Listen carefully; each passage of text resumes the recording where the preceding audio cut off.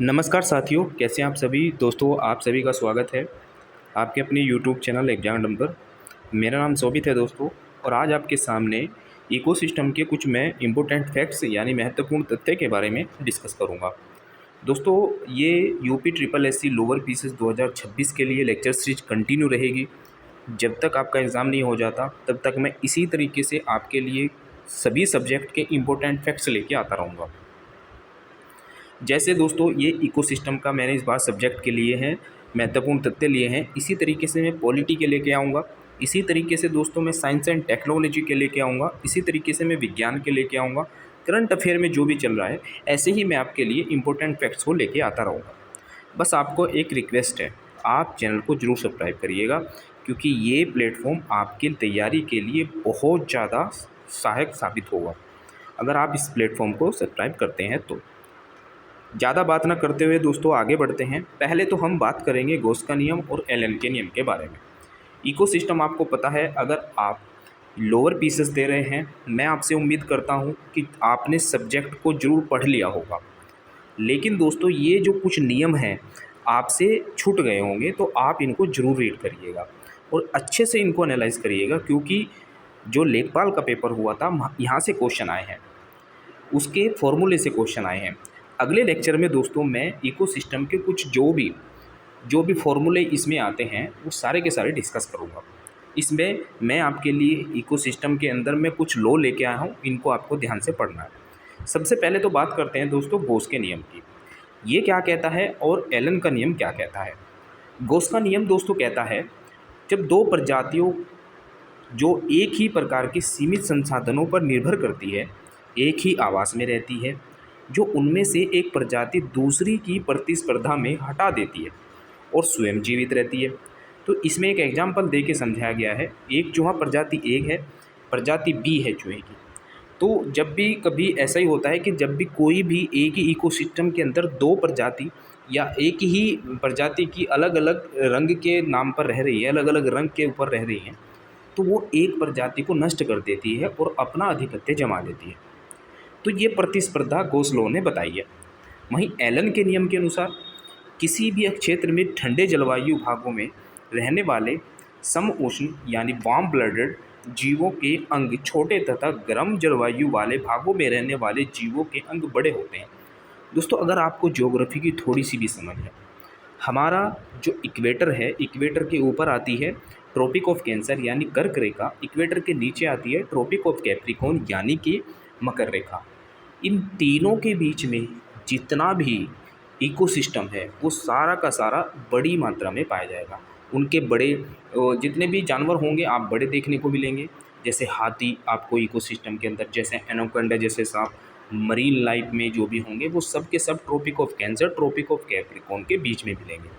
तो इकोसिस्टम को अगर आपको ऐसे समझना है तो आप इस चैनल को जरूर सब्सक्राइब करिएगा। मैं ब्रीफली डिटेल से सारी बातें आपको बताऊँगा। तो ये एलन का नियम कहता है, ये गॉस लॉ कहता है। आपको इसमें एग्जाम के पॉइंट ऑफ व्यू से क्या चीज़ें याद रखनी है। आपसे क्वेश्चन में पूछा जाएगा, बताइए रंग के आधार पर किसने प्रजाति को ये नियम दिया है, रंग के आधार पर प्रजाति विलुप्त होने का नियम दिया है। तो आपको गॉस लॉ याद रखना है। दूसरा इसमें याद रखना है, किसने कान के आधार पर या फिर जलवायु के आधार पर नियम दिए हैं, तो आपको एलन का नियम याद रखना है। आगे बढ़ते हैं दोस्तों, उम्मीद है आपको ये बातें समझ में आ गई होगी। अब आते हैं बर्गमन का नियम और ग्लोगर का नियम। नियम यह बताता है दोस्तों बर्गमन का, ठंडे क्षेत्रों में रहने वाले गर्म रक्त वाले जीवों का शरीर बड़ा और भारी होता है। यानी जो ठंडे क्षेत्रों में रहते हैं, जैसे आपने सफ़ेद भालू देखा होगा, ध्रुवीय जो भालू होता है वो आकार में बड़े होते हैं, तथा जो गर्म क्षेत्र में रहते हैं उनका आकार, डेजर्ट के क्षेत्र में रहते हैं उनका आकार रेगिस्तान में छोटा हो जाता है, जो एक ही स्पीसीज़ के हैं। दोस्तों ठंडे क्षेत्रों में बड़े शरीर सरफेस एरिया और वॉल्यूम ज़्यादा होते हैं, इस वजह से होते हैं, और शरीर की जो गर्मी है वो बाहर निकलती रहती है गर्म क्षेत्रों में। दोस्तों ठंडे क्षेत्रों में शरीर की गर्मी कम बाहर निकलती है। ये सब की सब बातें ऐसी हैं। ये बर्गमन का नियम आपसे क्वेश्चन में पूछा जाएगा, कब प्रतिपादित किया था। कार्ल बर्गमन ने 1847 में इसको प्रतिपादित किया। वहीं अगर ग्लोगर का नियम की बात करते हैं, यह नियम ये बताता है कि आर्द्र ह्यूमिड और गर्म क्षेत्रों में रहने वाले जीवों का रंग गहरा होता है यानी डार्क होता है, जबकि ड्राई या शुष्क क्षेत्रों में रहने वाले जीवों का रंग हल्का लाइट होता है। आपको एग्जाम्पल से समझाया गया है और कारण इसमें बताए गए हैं दोस्तों कि आर्द्र और गर्म जीवों के शरीर में मेलेनिन यानी रंजक की मात्रा अधिक होती है, जिसके उनका रंग गहरा हो जाता है। शुष्क क्षेत्रों में रहने वाले लोगों की मात्रा, जानवरों की मात्रा कम होती है और उनका रंग हल्का हो जाता है। ये जो नियम आया था दोस्तों 1833 में लैम्बर्ट ग्लोगर के द्वारा दिया गया था।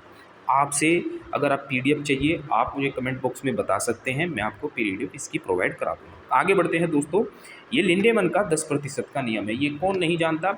अगर आपने दोस्तों इकोसिस्टम को या इकोलॉजी को पढ़ा है तो आप ये 10% का नियम जरूर जानते होंगे। अगर आपने ये नहीं जानते तो आपने इकोसिस्टम नहीं पढ़ी है। आप ज़रूर उसको पूरी से पढ़िए, क्योंकि अभी आपके एग्ज़ाम में 2 से ढाई महीने का समय है, आप कवर कर सकते हैं। दोस्तों इसमें यह लिंडेमैन का नियम बताता है कि यह नियम बताता है कि एक पोषी स्तर से लेवल दूसरे पोषी स्तर के केवल 10% ही ऊर्जा का हस्तांतरण होता है। बाकी जो 90% ऊर्जा बची, दोस्तों सब बताया जाता है कि एक पिरामिड बनाया जाता है, जो एक सीधा पिरामिड होता है। उसमें पहले जो जानवर पहले जो वो होते हैं आपके उत्पादक होते हैं, उसके बाद उपभोक्ता होते हैं। उत्पादक से दोस्तों आपको याद रखना है, उत्पादक पेड़ पौधे होते हैं और उपभोक्ता होते हैं वो सभी जानवर जो उनके ऊपर डिपेंड होते हैं। उत्पादक की संख्या सबसे ज़्यादा होती है, वहीं उपभोक्ता की जो होती है वो संख्या कम होती है।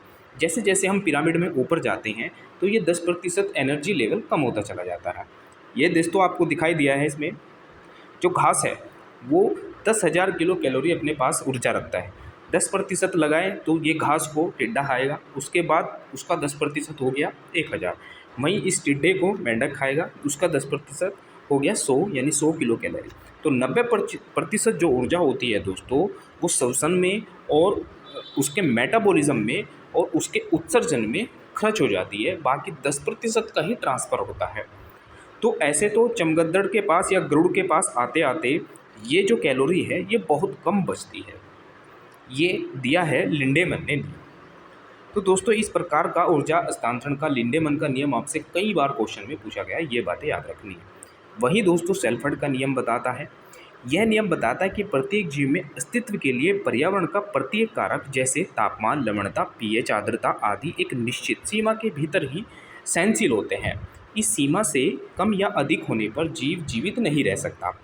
इसमें क्या कहा गया है, जैसे न्यूनतम सीमा, इससे कम होने पर जीवित नहीं रह सकता, जैसे 5 डिग्री सेंटीग्रेड में। अगर ये जहाँ पे ये रह रही है अगर ये दूसरे वातावरण में जाके रहेगी तो वहाँ पे ये जीवित नहीं रह सकती। ये सीमा ये बताती है। उत्तम सीमा, इस सीमा में जीव अच्छी तरह से जीवित रहते हैं जो 15 से 25 डिग्री सेंटीग्रेड का तापमान होता है।